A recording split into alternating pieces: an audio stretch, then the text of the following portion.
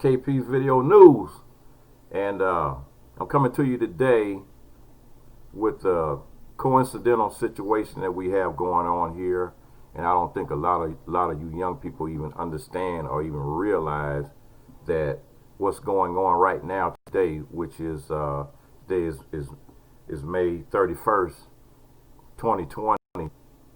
However, in 99 years ago, and on May 31st, 1921, they had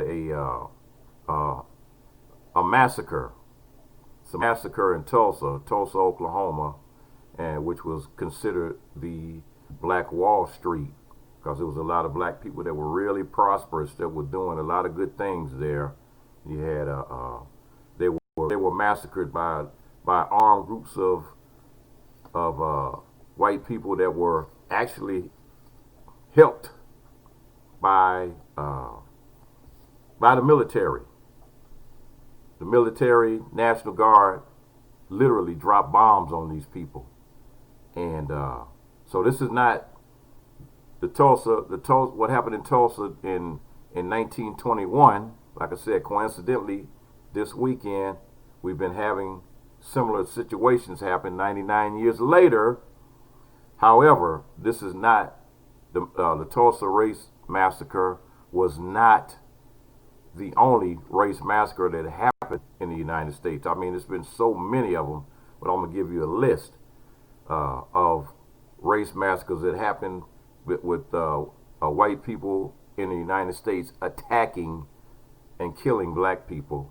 And it goes all the way back. I mean, it goes back even farther than this, but Wilmington, North Carolina in 1898, New Orleans in 1900, New York in 1900, Atlanta in 1906, East St. Louis in 1917, Houston in 1917.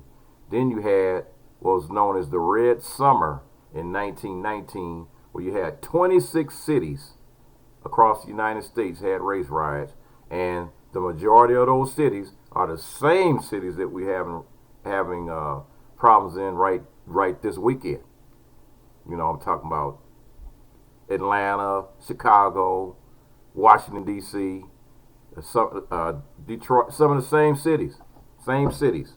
99 years later, only this time it's pretty much us fighting back. Let's see. Okay, like I said earlier, Tulsa, Oklahoma in 1921. You had another race riot in 1943.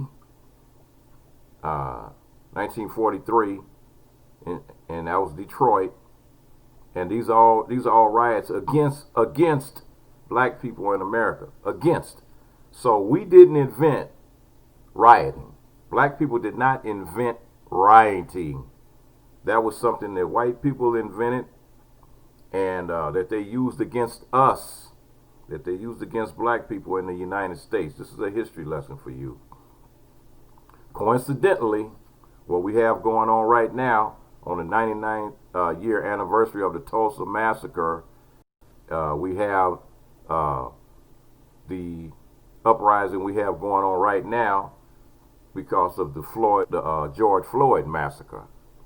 So here we go. I'm going to read this article here for you.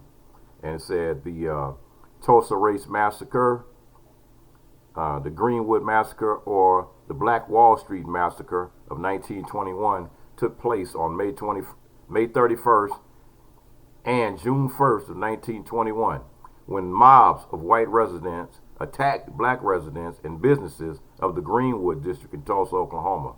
It has been called the single worst incident of racial violence in American history. The attack, carried out on the ground and from private aircraft, destroyed more than 35 square blocks of the district. At that time, the wealthiest black community in the United States, known as the Black Wall Street. More than 800 people were admitted to hospital, and as many as 6,000 black residents were interned at large facilities, many for several days. The Oklahoma Bureau of Vital Statistics officially recorded 36 dead, but the American Red Cross declined to provide an estimate. A 2001 State Commission examination of events was able to confirm 39 dead and 26 black and 13 white based on contemporary autopsy reports, death certificates, and other records.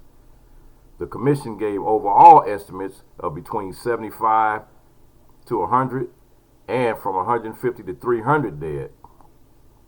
The massacre began over Memorial Day weekend after 19-year-old Dick Rowland, a black shoe shiner, was accused of assaulting Sarah Page, the 17-year-old white elevator operator of the nearby Drexel building. He was taken into custody. Subsequent gathering of angry local whites outside the courthouse where Rowland was being held and a spread of rumors he had been lynched alarmed the local black population, some of who arrived at the courthouse armed. Shots were fired and 12 people were killed, 10 white and 2 black. As the news of these deaths spread throughout the city, mob violence exploded. White rioters rampaged through the black neighborhood that night and morning, killing men and burning and looting stores and homes, and only around noon the next day, Oklahoma National Guard troops managed to get control of the situation by declaring martial law. About 10,000 black people were left homeless, and property damage amounted to be more than 1.5 million in real estate and 750,000 in personal property, equivalent to 32.2 million in today's money. Many survivors left Tulsa. Black and white residents who stayed in the city were silent for decades about the terror, violence, and losses of this event. The massacre was largely omitted from local, state, and national histories. In 1996, 75 years after the massacre, a bipartisan group in the state legislature authorized formation of the Oklahoma Commission to study the Tulsa race riot and race massacre of 1921. Members were appointed to investigate events, interview survivors, hear testimony from the public, and prepare a report of events. There was an effort toward public education about these events through the process. The commission's final report, published in 2001, said that the city had conspired with the mob of white citizens against the black citizens. It recommended a program of reparations to survivors and their descendants. The state passed legislation to establish some scholarships for descendants of the survivors, encouraging economic development of Greenwood, and develop a memorial park in Tulsa to the massacre victims. The park was dedicated in 2010. In 2020, the massacre became part of the Oklahoma school curriculum.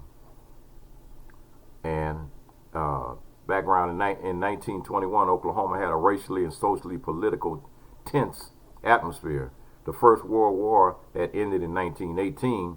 With the return of many ex-servicemen, the American Civil War was still in living memory, even though it had ended in 1865.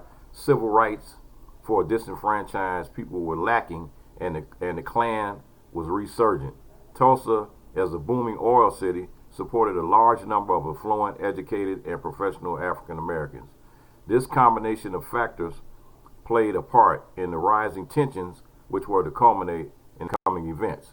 The territory of northern Oklahoma had been established for resettlement for Native Americans from the southeast, some of whom had owned slaves.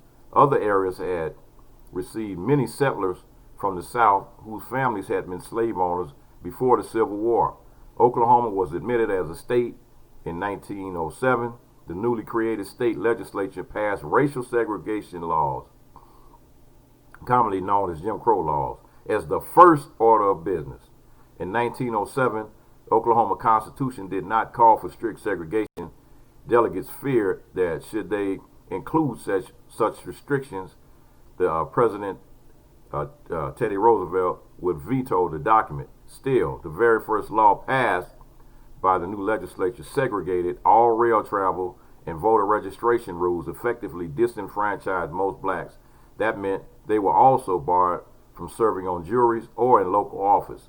These laws were enforced until after passage of the Federal Voting Rights Act in 1965. Major cities passed additional restrictions. In the early 20th century, lynchings were common in Oklahoma as part of a continuing effort to assert and maintain white supremacy. Between the Declaration of Statehood and the massacre 13 years later, at least 37 persons were lynched in Oklahoma. 26 were black, and nearly all were men or boys. During the 26 years following the massacre, the number of lynchings statewide fell to 2. On August 4th, 1916, Tulsa passed an ordinance that mandated residential segregation by forbidding blacks or whites from residing on any block where 3/4 or more of the residents were the other race. Although the United States Supreme Court declared such an ordinance unconstitutional the following year, Tulsa and many other border and southern cities continued to establish and enforce segregation for the next 3 decades. The returning veterans tried to re-enter the labor market following World War I. Social tensions and anti-black sentiment increased in cities where job competition was high.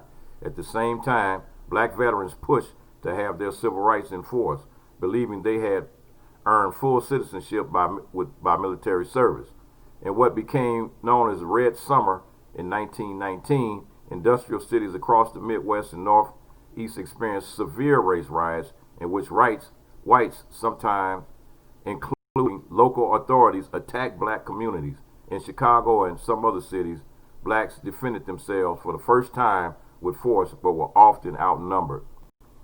Northeastern Oklahoma was in an economic slump that increased unemployment.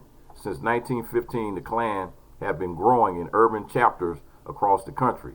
The first significant appearance in Oklahoma occurred in August of 1921. By the end of 1921, Tulsa had 3,200 residents in the Klan by one estimate. The city's population was 72,000 in 1920. Greenwood was a district of Tulsa organized in 1906 following Booker T. Washington's 1905 tour of Arkansas, Indian Territory, and Oklahoma. Greenwood became so prosperous that it became known as the Black Wall Street. Blacks had created their own businesses and services in the enclave, including several grocers, 2 newspapers, 2 movie theaters, nightclubs, and numerous churches. Black professionals, including doctors, dentists, lawyers, and clergy, served their peers. Most blacks lived together in the district, and during his trip to Tulsa in 1905, Washington encouraged the cooperation, economic independence, and excellence being demonstrated there. Greenwood District was formally established in Tulsa in 1906, namesake of the Greenwood District Washington had established as his own demonstration in Tuskegee, Alabama, 5 years earlier. Greenwood residents selected their own leaders and raised capital there to support economic growth in the surrounding areas of northeastern Oklahoma. Blacks also enjoyed relative prosperity and participated in the oil boom. And on May 31st and June 1st of 1921, the massacre occurred. It's been 99 years, and next year will be the 100th anniversary. And if everything goes well, I'm going to try to be there. I'm going to try to go to Tulsa, and I'm quite sure they're going to have a good celebration, big celebration there. And it's like these things. None of this stuff is nothing. None of this stuff that I'm